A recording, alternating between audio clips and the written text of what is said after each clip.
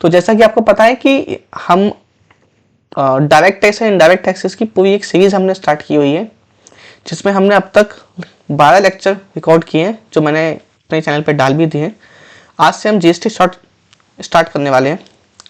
तो अगर आपको लेक्चर्स को एक्सेस करने में कोई दिक्कत हो तो आप हमारे चैनल पे जाइए, सीए मास्टर जी पे, और यहाँ पे वीडियोस में अगर जाएंगे तो आपको सीरीज वाइज सारे वीडियोस मिल जाएंगे। इसके अलावा अगर प्लेलिस्ट में जाते हैं तो यहाँ पे आपको पूरी टैक्स लॉ इन कंप्लायंस की प्लेलिस्ट दिख पे जाके आप हमारे सारे वीडियोस को देख सकते हैं। एंड अगर वीडियोस आपको अच्छे लग रहे हैं तो do like, subscribe and share with your friends. Video जो कि है जीएसटी को लेकर।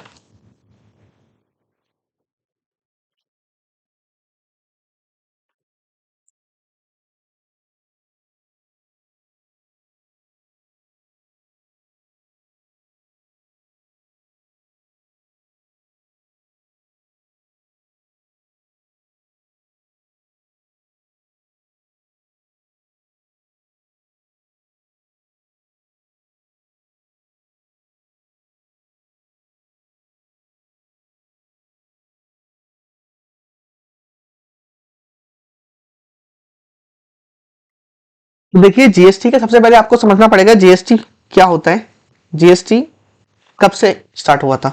तो जीएसटी का मतलब होता है goods and services tax. Goods and services tax यानी कि गुड्स पे भी लगता है और सर्विस पे भी लगता है, जैसा कि नाम से आपको पता लग रहा है। इससे पहले जीएसटी जो आया था वो हमारा 1 जुलाई 2017 से एप्लीकेबल हुआ था। इससे पहले क्या होता था, गुड्स के लिए अलग टैक्स था, कुछ स्टेट में वैट लगता था, सीएसटी लगता था, और सर्विसेज के लिए सर्विस टैक्स था और मैन्युफैक्चरिंग पे एक्साइज टैक्स था। तो अलग अलग टैक्सेस थे, जिसमें एक टैक्स का बेनिफिट दूसरे टैक्स के अंदर नहीं मिलता था, क्रेडिट नहीं मिलता था। तो इन सारी प्रॉब्लम्स को दूर करने के लिए एक सेंट्रलाइज एक्ट लाया गया, पुराने सारे टैक्सेस को सब्स्यूम करके सर्विस टैक्स, एक्साइज, वैट और भी कई सारे टैक्सेस थे, उनको हटाकर जीएसटी को इंप्लीमेंट किया गया। अब जीएसटी के अंदर मैं आपको बताऊं,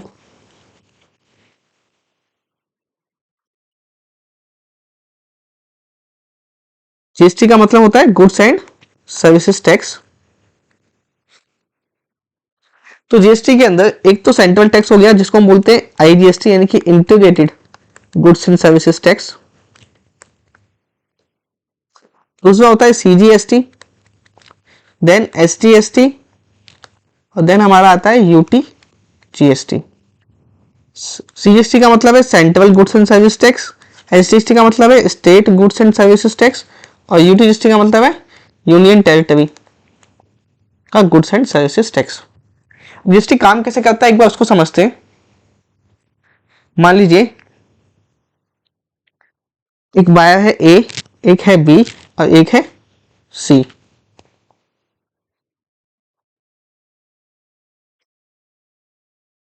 ए ने कोई गुड्स खरीदा, बी ने कोई गुड्स खरीदा ए से, ए ने बी को सेल किया। मान लीजिए कितने में सेल किया, 100 रुपए में। बी ने उस पर कुछ प्रोसेसिंग करी और बी ने बेचा सी को। उसने कितने में बेचा, सी ने मान लीजिए उसको बेच दिया 200 रुपए में, और सी ने फर्दर डी को बेचा मान लीजिए 300 रुपए में। ए जो है वो यूपी की पार्टी है, बी भी यूपी की पार्टी है, सी दिल्ली की पार्टी है, और डी जो है वो दादरा एंड नागर हवेली, ये लक्षद्वीप कह सकते हैं, लक्षद्वीप की पार्टी है। तो अगर मैं बात करूं एक की, मान लीजिए गुड्स के ऊपर जो जीएसटी का रेट है वो 18% का है। तो एक ही किस्म क्या होगा, आउटपुट टैक्स लगेगा। कितना लगेगा आउटपुट टैक्स, 100 रुपए का 18%, 100 रुपए का 18% कितना हो जाएगा, इसका मतलब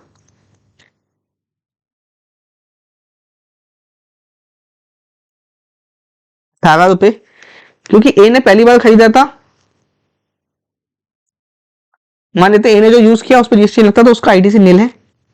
इसका मतलब ए को नेट पेमेंट करनी पड़ेगी 18 रुपए की। उसमें क्या होगा, 9 रुपए तो उसका सीजीएसटी लगेगा, 9 रुपए एसजीएसटी लगेगा। तो मैं थोड़ा सा अलग तरीके से करता हूँ, एक सेकंड।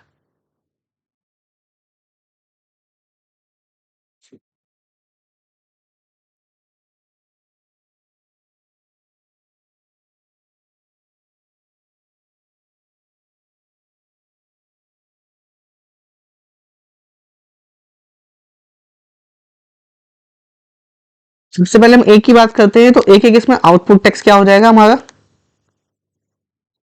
100 रुपए के ऊपर 18%, यानी कि 18 रुपए। ए ने बी को बेचा है, ए भी यूपी की पार्टी है, बी भी यूपी की पार्टी है, इसका मतलब सीजीएसटी और एसजीएसटी लगेगा। इसका मतलब 9 रुपए सीजीएसटी के हो गए, 9 रुपए एसजीएसटी के हो गए। और जो उसका इनपुट टैक्स क्रेडिट है ए का, ए ने कुछ जो भी सामान खरीदा उस पर जीएसटी नहीं था तो वो निल हो गया। तो इसका मतलब ए के केस में नेट टैक्स लायबिलिटी कितनी निकल जाएगी हमारी 9 रुपए सीजीएसटी की, 9 रुपए एसजीएसटी की, यानी कि 18 रुपए निकल जाएगी। अब अगर हम बी की बात करते हैं, चलिए बी के केस में क्या था, आउटपुट टैक्स कितने में लगेगा 200 रुपए में बी ने सी को बेचा है, तो बी के केस में 200 रुपए का सीजीएसटी, एसजीएसटी, आईजीएसटी और यूटीजीएसटी ले लेता हूं। आउटपुट टैक्स कितना हो जाएगा 200 रुपए का, यूपी से उसने दिल्ली में बेचा है, यानी कि आईजीएसटी लगेगा। तो कितना हो जाएगा 200 रुपए का 18%, यानी कि 36 रुपए।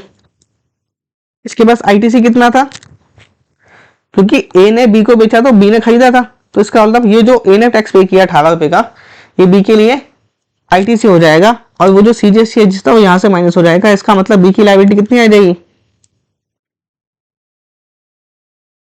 18 रुपए निकल जाएगी।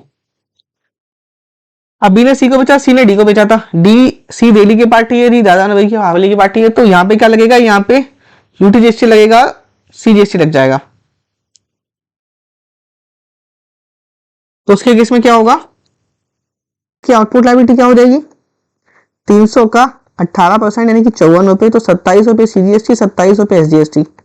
और आईटीसी कितना हो जाएगा यहाँ पे बेटा, जो 36 रुपए का टैक्स बी ने पे किया था सी को सेल करने पर, तो ये इसका इनपुट बन जाएगा, यानी कि 36 रुपए को एडजस्ट करेगा, तो पहले तो सीजीएसटी से एडजस्ट कर देंगे, बाकी के 9 रुपए यूटीजीएसटी से, तो 18 रुपए यहाँ पे नेट टैक्स लायबिलिटी निकल जाएगी किसकी 18 रुपए की लायबिलिटी यहाँ पे निकल जाएगी हमारे सी की आउटपुट टैक्स की लायबिलिटी। तो कहने का मतलब है जब सेम स्टेट में सेल होती है तो सीजीएसटी वैसे से लगता है, जब इंटर स्टेट सेल होती है एक स्टेट से दूसरे स्टेट को सेल होती है तो आईजीएसटी लगता है, और जब यूनियन टेरिटरी को सेल होती है स्टेट से तो उसमें सीजीएसटी और यूटीजीएसटी चार्ज किया जाता है।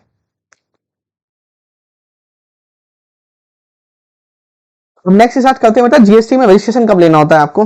तो जीएसटी में रजिस्ट्रेशन तब लेना होगा जब आपका जो टर्नओवर है वो एक लिमिट से ऊपर जाएगा। छोटे व्यापारियों के लिए जीएसटी की कंप्लायंसेस को मैंडेटरी नहीं किया गया है, क्योंकि इसमें बहुत सारी कंप्लायंसेस होती हैं, आपको रिटर्न फाइल करनी होती है, टैक्स जमा कराना होता है, एनुअल रिटर्न फाइल करनी होती है।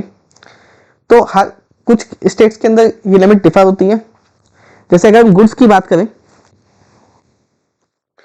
तो गुड्स के केस में बेटा अगर मणिपुर, मिजोरम, नागालैंड, त्रिपुरा, ये जो ईस्टर्न इंडिया की जो स्टेट्स हैं इनमें गुड्स के केस में 20 लाख रुपए की लिमिट है, यानी कि 20 लाख से ऊपर अगर आपका टर्नओवर हो जाएगा तो आपको जीएसटी में रजिस्ट्रेशन लेना पड़ जाएगा। सर्विसेज के केस में या जहाँ पे गुड्स और सर्विसेज दोनों जाती है वहां पे लिमिट 10 लाख रुपए की है।